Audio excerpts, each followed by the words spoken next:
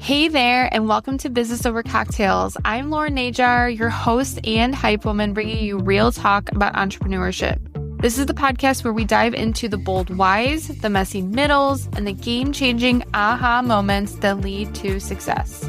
You'll hear unfiltered stories from entrepreneurs, plus bite-sized solo episodes inside the Business Chaser series, where we cut through the noise and get straight to what actually drives sales, visibility, and growth.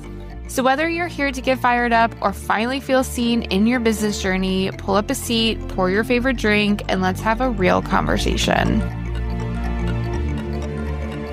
Hello. Welcome back to Business Over Cocktails. I'm your host, Najar.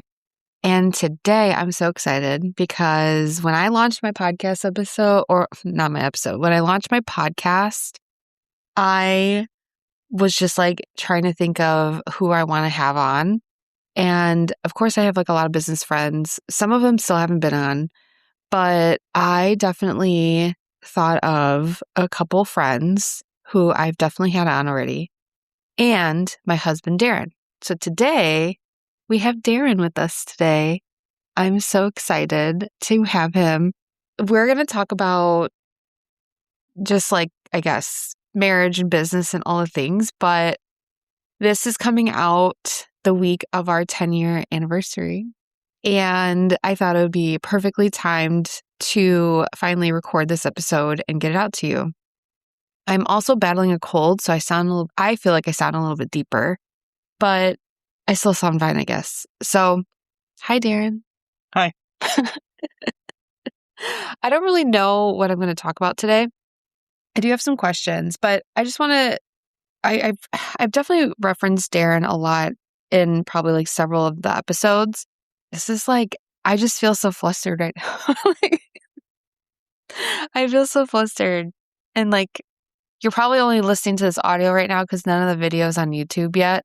But Darrin I just feel there's heat radiating off of him right now. And I feel like my face is hot. I feel like I'm on the spot and I feel very nervous to ask questions. So this week, as this podcast airs, we have been married for 10 years. We've been together 12 years. And for those that don't know, we met working together. And I kind of talked about that in previous episodes. So I guess let's just start there. Let's talk about we worked together. That's how we met. I always do shock value when I say you were my boss, because I guess technically he was. I would say I was your boss. I would agree. Yeah. But you could fire me kind of, but another person had the final say. Sure, but I also did a one-on-one with you. Yeah. It was your coach, so. Yeah. So you were my superior. So we met in 2012. And what was really kind of cool, I guess, when we got together is you weren't there and saw me go through cancer a second time, but you saw me right when I was coming out of cancer the first time. And we worked together while I went through cancer the second time. So actually, when we started dating, it was almost this big relief where I didn't have to tell you my life story because you already knew about it. I had a lot of pressure on myself. It's whenever I started dating someone, it's okay, look at all this baggage I have. But I was happy because he kind of knew what I went through. But I wanted to kind of then talk about we were together in 2014, got married in 2016. In 2016 and 2015 even, that's when I kind of started trying to make side hustle money. Yeah, I don't 100% remember what the first one is, but the one that stands out first was wine at home. Oh, yeah. And I don't know if that was the first one or not. I feel there might have been something before that, Beachbody. Yeah, Beachbody, yeah.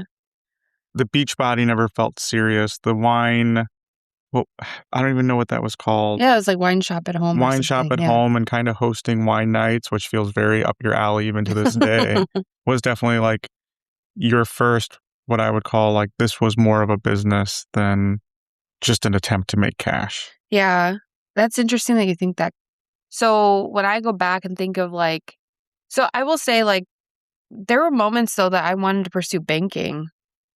So what I want to talk about today, though, like why I'm starting with like my early career and stuff, like, we were together and I credit Darrin a lot along with like a few of my other friends where like Darrin loved his job and the job that he was in. And he would always say that like if I could retire from this job, like I would.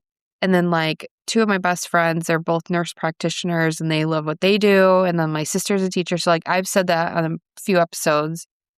And so like being with someone who really liked what he did made me think that, oh, I can find something that I really like, but I just didn't really know what I was getting into. And so like the timeline was like I was a year cancer free, a little over a year cancer free by the time we started dating.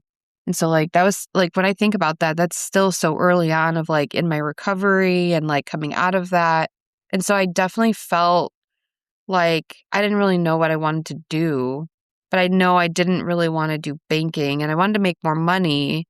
And I wasn't really like applying to other jobs. I didn't really want I didn't really know what I wanted to do. That's what I remember from that time. Yeah, I mean, I feel like you've always struggled with applying to other jobs. And I don't mean like mechanically Yeah. applying. I just mean wanting something different, but not having the strong desire to apply to different things. Yeah. I feel like that took a lot of encouragement on my end for you to see what else was out there at times. Yeah. And I think at that early of the stage, like you had the inklings of like starting businesses, but not knowing what that looked like. So thinking that, well, my two friends have jobs that they love. Darrin found a job that is just a job that he loves. Why can't I find that? So like, I Mhm. think you were torn between, could I find this? Will I find this? Or this little itch burning at the back of that, of starting something and what that start would look like, right? Like Yeah. you tried a couple things that were more, I don't know what the right word to describe them, but not like Hail Marys, but not like true business ventures. Yeah. Yeah, because like, I remember Herbalife. That was the very first one I did. Okay.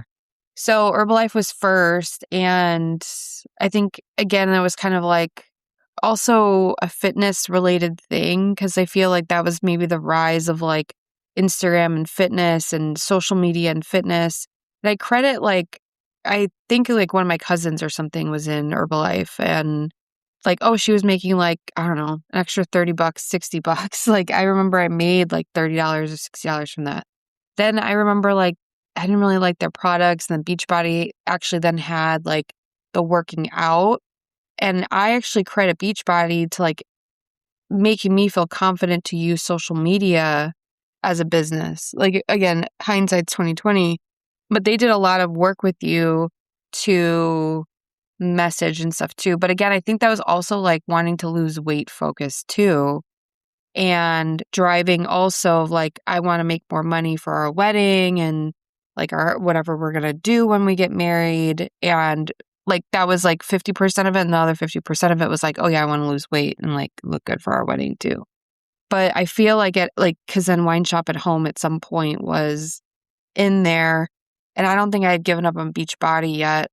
But I feel like at every point, like it taught me a little bit more and I felt like I was getting closer. It's interesting though that you say that Wine Shop at Home felt like a business because I feel like that was such a blip on the radar. Beachbody I stayed with the longest. Yeah, but like to me, and I don't want to be super negative on things, but like when I think of a pyramid scheme, it's not Mhm. that Beachbody was that, but I felt like Wine Shop at Home wasn't that. Mm. And Beachbody was closer to that realm of like, this is Yeah, there's like not, upline and yeah, there's an upline. It's not as just traditional businessy. yeah. And so like I felt like you were trying to find what your thing would be. Mhm. And it took a while for it to be like, none of these work, not because you aren't interested in them, because you've always been interested in fitness, or in fitness, you were always interested in wine. Like those are things that were in your wheelhouse, but it was a different level of passion, I think, when I saw like you make the leap to like, I found the business that like it's my business and it's not, I'm not selling something else for Mhm. someone else. I'm selling my expertise as Yeah. like that was a huge shift, I think, in how successful you were and just you. In the wine thing? No. Oh, Like and I jumped oh.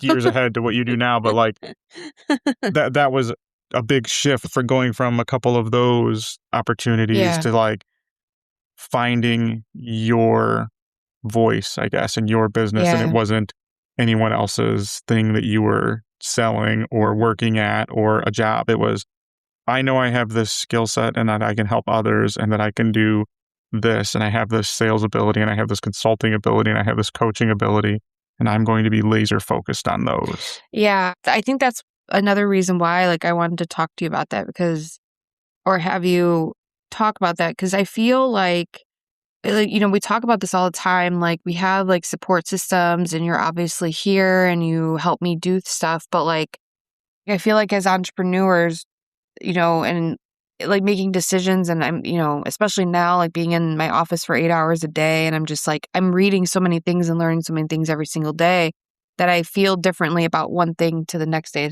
completely differently. But I actually remember though being somewhere or maybe we're going for a walk. It was very early on, but I was like, yeah, I think I kind of want to be a business coach. And you told me, like, no, this feels different. And I don't know where we were. I don't know if, like, I have, like, maybe we're in, I don't know if you remember this, This sounds but familiar. I don't remember where we were. Like, we were definitely living in Chicago, but I don't I feel like we remember. might have been walking along the river. Yeah, maybe that, or like, I remember, like, being in the kitchen.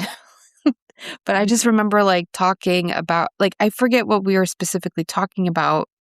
I might have been checking in with you of like, "Oh, is it okay, like, that I continue to do this?" Or, like, because at that point too, I did feel self-conscious on, like, all of these things I tried, and it's not that I failed at them, it's just, like, they weren't for me, so I stopped doing them. Like that, and then I'll backstep, but like Yeah. that's the way Beachbody felt, and that's the way Wine Shop at Home felt. Is they were in your wheelhouse in that you were into fitness. They were in your wheelhouse that we like wine and we Mhm. like drinking wine, but it wasn't that you were passionate about selling wine Mhm. or passionate about selling fitness, Yeah. right? So it's not that those don't work for people as businesses because they do, and they still do today, Yeah. but it just didn't seem like your business. Yeah.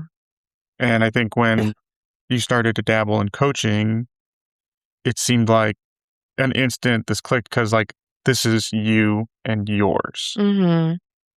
I remember like, I started my blog, like, that was I feel like my blog might have been the first thing that started to give me the confidence of, like, "Oh, I can just, like, create something out of nothing." And, like, it was created from my, like, my cancer history and all that stuff, and I wanted to share other people's stories. So I was like, "I wanna do something." And I remember going for a walk with you, it was before we moved, so we were still at our house, and I had just been transferred to another branch at the bank I worked at out of my control, and I was so upset about it. And I remember I was in like a really frustrating place because I remember I applied and went on like a couple interviews with that one mortgage company. And then they like didn't have any money to hire me or something. So I was like, I felt really low. I felt like I couldn't control anything. And they didn't really have any leads on like anything I wanted to do.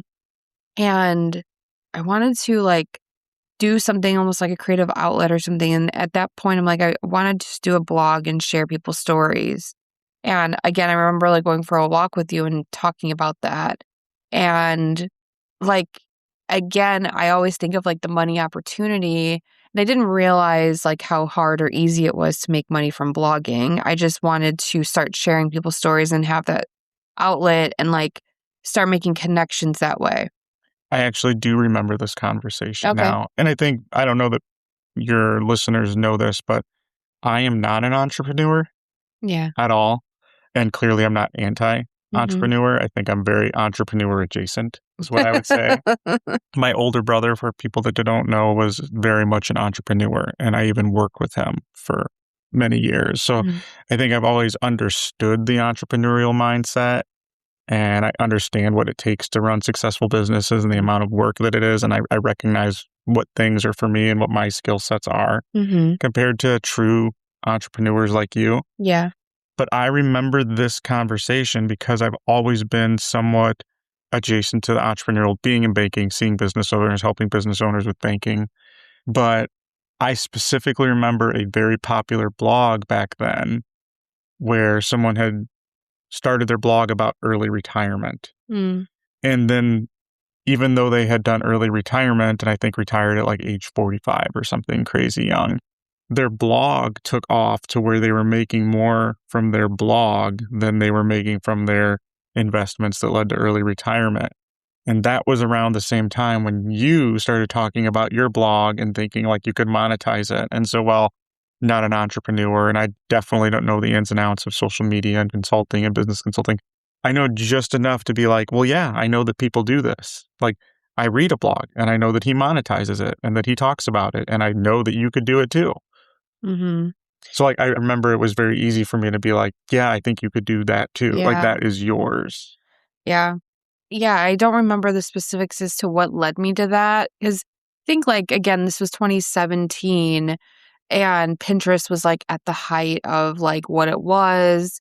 And like, I feel like through Beachbody, because they had so many different Facebook groups and like engagement groups and social media like help and stuff like that really started to open me up into like that social media starting to be utilized as a business. And then I came across people's blogs, especially like other Beachbody coaches had, fitness blogs and recipes and things like that. So I was like, oh yeah, like it probably came from that idea and like being around those types of people. So from the blogging world is when I started to get immersed more into social media and how I can like grow my blog with my social media account. And this was also right around the time like we moved to Chicago. So this was 2017 going into 2018. And I was still working at the bank. We moved to Chicago. I was commuting every day, like to Indiana and back. And I didn't like my job. But I remember like, again, trying to go on Facebook and Facebook groups and doing engagement for other people's blogs so my blog could grow and my social media could grow. So I started to like really pick up on that stuff. But then I feel like at some point I was like, I want to make money. And then realizing that like, well, I don't want to do like, cause like you can have ads on your blog or something like that. It was just very spammy. And then my next thing was like, well, I think I can do like social media management. And do you remember I did like audits? Like that was how I like started. It was like March or April of that year. And I did like $50 Instagram audits. And I would like people would pay me via PayPal. And I would like do these like, I would type up these, I don't even know. They're like PDFs that I would type up and they would just be at length, like 5 or 6 pages. But then the next step into then coaching was like, again, because I started doing like social media management and engagement and all these other Facebook groups, is then I stumbled upon someone that, and I remember being at dinner with you, I was like, I just saw someone that charges $30,000 for 12 months for one-on-one coaching. And like, I told you that and I was so astounded by it. And that was when my wheels started turning of like, could I be a business coach? Because that's a lot of money. Now that seems like a normal thing to have someone come in and consult with your business at $30,000 a year. But back then I'm like, wait, what? Like I can get paid that much to like be a business coach? And I think I was already, coming to terms with, yes, I was very comfortable with social media. A lot of my stuff is self-taught. I've always been very techie and I love online and internet and all the things, but I don't think I ever made the connection between like my real job and how much I sold and how good I was at it versus like, oh, like there's business coaches. I never heard of a business coach before. Maybe have heard of like life coaches at that point. Yeah. Well, I think for a while, because your 9 to 5 was a little bit unnerving or maybe even a little bit toxic, I think that you try to shy away from that experience. in everything else that you did.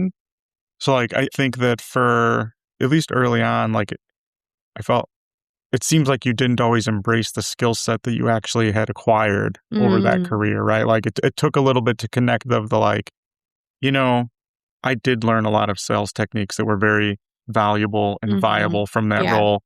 And I see now other people that don't have that ability, right? Like Yeah. you were able to like kind of reconnect that prior life Mm-hmm. to the new life in a very positive way. Mm-hmm. I Yeah. don't think that was an immediate thing. I don't think you immediately kind of embraced your sales ability from those legacy roles. Like Yeah. it took a while to connect that. Yeah. No, I agree. Yeah. It definitely took me a while, but I think a lot of that is confidence. And when I started, so like, first of all, this is like the first time we're like recording together since I want to say 2019. We did a lot Facebook Live together in 2019 in my Facebook group. I don't think it was at the same table because I think we had an island at We the time. did. Yes. Yes. Oh, yeah. We're sitting at this table in our basement right now. And this is a table that we bought for our first Chicago apartment. And it's like a high top 2-person table. Because our apartment was 500 square feet, so had to have the mini. No, that one was It was like 600, but no, that North Harbor Tower was like over 700 because the Shoreham was tiny. yeah, But that one had an island. yeah. I forgot what we were talking about though. Oh yeah, my confidence though. So, and the reason why I bring up that recording is because very early on, I always called you my mindset coach. I really struggled with confidence. I really did. And I know that I talk about that now even when I think back to who I was when I started my business and now obviously it's a completely different person. Yes, a lot of time has passed, but I feel like timid was a really good word for me, that I was really waiting for permission and waiting to be told what to do. And that's the reason why when I did hire my first business coach, I only was a social media manager because I truly didn't think I could be a business coach. I felt like I still needed that guidance and like to being told what to do.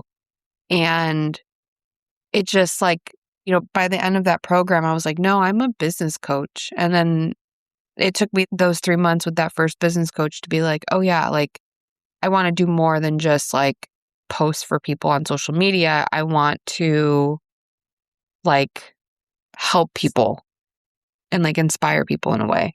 You said a word as it was coming to my mind, and it was exactly what I wanted to say, but said the word permission. Mm, And I think that for me, when I think of that word permission and how it applies to this situation, I think a lot of people might jump to be like, oh, it's a sexist permission from the husband. But I think that it's different than that in this instance. I think it's almost like you needed permission to be who you were. Like you just needed someone to tell you, yeah, do this. This is, you can do this. mm. And it wasn't like permission from your husband to do it. It was like the earth's permission or like, you know what I'm saying? Like, The Earth's permission. because it wasn't like, Darrin, am I allowed to do this? It was just like the same, in the same vein as you weren't someone who did a lot of cooking when we first started. Oh yeah, yeah, And so like, you needed that like permission of like, hey, you're a good cook. Like you can actually do this. And that's not yeah, me giving you permission to cook, but permission still kind of like you have permission to cook the way that you know you can cook. yeah, Right? Like yeah. I feel like that's like you have permission to flourish as a business Well, entrepreneur. so when I just said the word permission, though, I didn't mean that necessarily just from you. I meant that like permission for me to just like do whatever, and not from you. It was like permission, like in the general sense of like everyone as a business owner is waiting for permission to go and ask for the sale, or like we think that we need permission to like think outside the box. Like there's this invisible thing. But you reminded me of something then too, because I think that when I brought that up to you, when I came across that post of someone making like 30 grand a year, working one-on-one with a client, just for one client. And I think I was already thinking I wanted to be a business coach. but I brought that up to you in that way because my wheels were already turning and I wanted to share that with you, but I was really worried. Not that you wouldn't say no or yes, but like, again, you brought up a really good point of like, is this okay? And you were saying things and I was getting emotional. Like, you gave me permission to be who I was, but I didn't know. I'm probably going to cry in this episode. You like helped me realize what I'm actually capable of. And you make me think about the first time we ever had to sit down at the bank. The one-on-one? And I didn't really sit down with you. I like came in, and this is, mind you, this is before we dated because we didn't date when we worked together. Everyone wanted us to date, but we were both in relationships. I remember like you called me in, you're like, what do you want to do it was like, what do you want to do with your life? Or like, where do you want to do next or something? Well, yeah, like, I mean, everything is related to a movie reference for me. So as the manager, what is it that you do here? Right? Like, what do you want to do? That's from Office Space, by the way. If anyone knows that movie. That's a little bit of an old reference now. Yeah. But yeah, I remember that conversation, and I remember, having my Lauren binder of like, I remember making notes because I didn't know you at all. I have a Lauren binder. You have nothing written in there. Yeah, I'm pretty sure I scrubbed it on my I'm pretty sure there was stuff in there at one point that got like removed when I got told to peace out. Oh. I had to clean out his desk because he was told to peace out very early. I gave proper notice. They just said, make it today. And I had to clean up all of his mess. But yeah, like I remember doing the one-on-one. I remember specifically because, I came in to manage and help manage that branch. That was a relatively large branch. And I very quickly wanted to assess the staff. And so I had one-on-ones with everyone. Like, what is it that you're good at? What do you want to do? Where do you see yourself? Kind of like the traditional manager stuff. But I remember like, I think I had seen you work for a few days already at that point. Like I knew the things that you were capable of. And I just remember being like, why was I hired? Like, I remember that was my thought of like, I got goosebumps. Like, why did I get this when there's like you and maybe 1.5 other people that probably internally would have had the position that I applied for from the outside? Like, I remember specifically like thinking that, like, and putting that question mark, like, would she be this in a year? Yeah, I vividly remember that from our one-on-one. Well, I don't remember. I don't think I said that to you. That was just the note that I made to myself. I know. But I just don't remember. I remember a one-on-one being very short. But I think like, because I remember that conversation and we didn't really have any other conversations around my progress or anything because I got sick again and I was gone for 4 or 5 months. Well, and my role shifted, so then I didn't do one-on-ones with anyone. Yeah, your role shifted. He actually took one of my roles I was supposed to have, and he was worried that I would be mad at him because I was up for like this like finance position, but then I got sick and they didn't want to wait for me to come back or didn't think I would come back or something. And then they had Darrin go for it. And I came back and I found out that he already had done the tests and everything. And they didn't tell me. And I don't remember caring that much. But later on when we started dating, you had said that you were worried that I wouldn't like talk to you or something, or I'd be mad at you. None of it was stuff that was within either of our control, right? Like they had it in mind for you. You were gone. They wanted someone to do it immediately. They basically told me to do it. Like, you're doing this now. Yeah. Because I did not want to do any of that. I'm just remembering all of these other things I would hear about you. And that you were just not happy with those changes and stuff too. This is taking me back now. I haven't thought about any of this in a long time.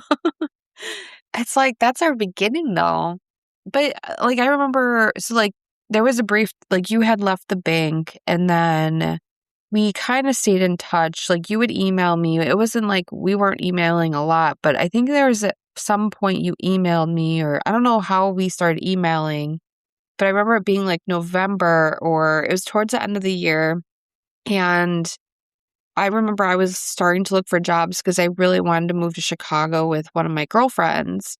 And it truly, and I don't know, you can, if you remember the story of who emailed who, I would assume that you emailed me at work. But we were really just, you were like asking or checking in on me or just like, hey, like, what's up? Like, how are you doing? Like, how's work?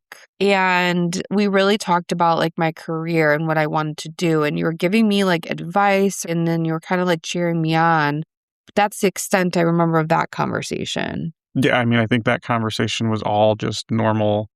Hey, how are you? Hmm. What's going on? I think it probably did offer like, I'll be a reference. Yes, you did. Yeah. Like, let me know what you need. Like, I'll absolutely be a reference type Yeah. of thing. Yeah. And and at that point too, I didn't think anything of it. Like, I don't think I did either. yeah. But I mean, it was just like, again, like you were like, I'm gonna get emotional now again. Like you were like this guide, like job wise. And then like fast forward to becoming like a business coach and stuff. I remember like very early on, like you really, like I really had to like vent to you how hard it was. And yeah, like I remember being in my Facebook group being like, oh yeah, he's my mindset coach right now. And like one of my really good friends, Rebecca Richards, at that time, she was one of my very first clients, but she's like a master neuro-linguistic practitioner. So super mindset person. And she was one of my clients, but she would always laugh at me because I was like anti-mindset. I was like, I'm just going to like do this work and check off these boxes. And if I do all of that stuff, I'm going to make $1 million. And then when that didn't happen, I got mad. And then, like, I didn't realize how important mindset work was because truly at that time, I would even say that I'm like, no, we're not going to talk about mindset. But I feel like the internet at that point too was like all about manifestation and like, oh, just like sit and think about this money and it's going to be delivered to you. And I was so anti that. I still am. But like, I definitely know there's more intuitiveness and mindset work and, energetics, things like that all make sense to me now. But like, I definitely didn't work on my mindset. And that was something I've never done in my life. It was just like I was good at stuff and then I just did it. And that was the same, that was in sports. It was just like work harder. Same thing with like working out, right? Like working out every day, like be consistent. And that's the same thing with business, but that's not the same thing with sales. And I was quickly learning that I got burnt out by doing so much just to get someone to say yes and doing something someone else was telling me to do. And that was really difficult for me. That's when I like remember like I burnt out at one point. But yeah, I remember like I don't remember any specific conversations, but I just remember like always saying that you were my mindset coach and like you would like help me through things. Yeah, I don't remember specific conversations. I definitely remember emotions because like I remember lots of struggle conversations early on. Like, But like I don't remember the conversations. I oh, remember the emotion of like struggling with this today, or I don't know if I'm gonna get yeses on these, or I'm not getting enough yet. Like yeah, I couldn't tell you specifics, but I remember that early on there was lots of this is all normal for a business owner. yeah, This is the course. Like you will get through this. yeah. And then at some point, things shift. So like I feel like, there's definitely like pre-COVID and then COVID. And I feel like COVID, I definitely like had a shift. Do you feel like, I guess like I want to ask you between 2018 and now. So like I've almost been a business coach for 8 years. So let's just think of like business coaching. When do you think it like started to like change? Was there a specific time you remember? I'm really bad at remembering what years for what, Mm-hmm. but I think it was when you were working your job in Chicago. Yeah. Like you had a 9 to 5 that wasn't a commute Yeah. anymore. And I think it really started to shift then because I think there were times where, you would play the dual hat of working the 9 to 5 and, on your lunch break doing your business and then coming home and doing your business for a little bit or doing Mm-hmm. your business on a weekend. But when you had that job in Chicago, there was just like a profound shift in the sense of urgency. Mm, Like, because there was no longer, it like became a non negotiable, mm, right? Like, yeah. like brushing your teeth, it was like, I'm going to come home and I'm going to work for 3 hours and don't interrupt. Like, this is now what's happening, Yeah. period. And so, like, I feel like that was a very vivid shift of like, oh, I'm going to work for a little bit. Oh, I should work for a little bit. Or, hey, I should try and build on this for a little bit, like to grow my business. It was a definite shift when you had that 9 to 5. Mhm. And I don't know if that was because, you know, you had yet another 9 to 5 that wasn't fulfilling. And so Yeah. maybe that was like reinforcing that you don't have to have the 9 to 5 route like your friends and like me that like found their 9 to 5 that fit their Yeah. thing. I think maybe that was part of it, that like really realizing that the 9 to 5 isn't for you and kind of really trying to get all in. Mhm. Yeah, I think I would agree with that, but I remember consciously getting that new job specifically to bridge the gap so I could leave earlier, the workforce earlier. Yeah, because I mean, I think it was a good raise, Yeah. and I think like it helped build the cushion. Yeah. And I think that's true, but I simultaneously do remember the amount of hours outside of the 9 to 5 that you were putting in Mm. drastically grew when you Yeah. were doing that one compared to the other ones. Yeah. Like, I think you realized that you could do it, but it required more of you. I think you Mhm. like had that shift, and I saw that shift of like, I can do this, but I have to do it. It's not going to just be, oh, I work for an hour and everything works out. It's going to be, I have to make this happen and put all my eggs in this basket. Yeah. Yeah, that makes sense. Do you think that there's been like from that growth, like in that person, am I still the same now? Definitely not. Well, and again, there was a big shift because from that 9 to 5, you left. Mhm. And then you had a whole new adjustment of like, oh, now I don't have to cram 3.5 hours in or 4 hours and cut sleep. Yeah.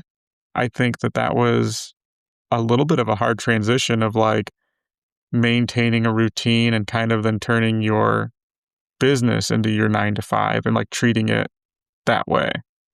Yeah, we moved. Like I had left my job and then a month later we moved. Yeah. So I think there was, like everything that we do, we tend to do everything at the same time. Yeah.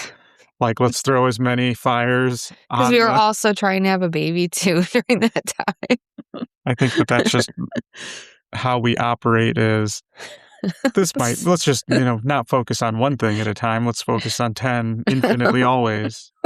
Just all goes together. Yeah. But I mean, I do think that there's many shifts that I've seen, but that was yet another shift of how do you navigate treating this like a business and not just being like, I'm a business owner, I can do whatever I want whenever I want. It was like Mhm. you still, in order to be successful, that dedication you put after work with the limited time you had needed to be applied to now all of the time that you had to do it. Mhm. And I think that there was a transition there too of like, okay, how flexible can I be with what I need to do and still get what I need to do done? And how not flexible should I be as well, right? Like that Yeah. I just need to go 200%. Okay, so I want to go back though, because I'm curious, because like I think we've kind of talked about this, but I guess like in a sense of then like where I'm at now versus like then what you saw that day when we were working together.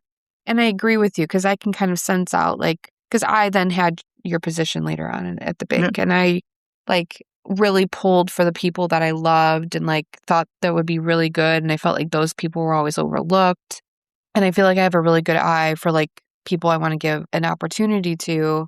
But I guess like what were some attributes or what did you see in me that like, and maybe like even when I started my business or like when we talked about permission, like what do you see in me that I don't see in myself? Thank you all for listening to part 1 of this episode with my husband, Darrin.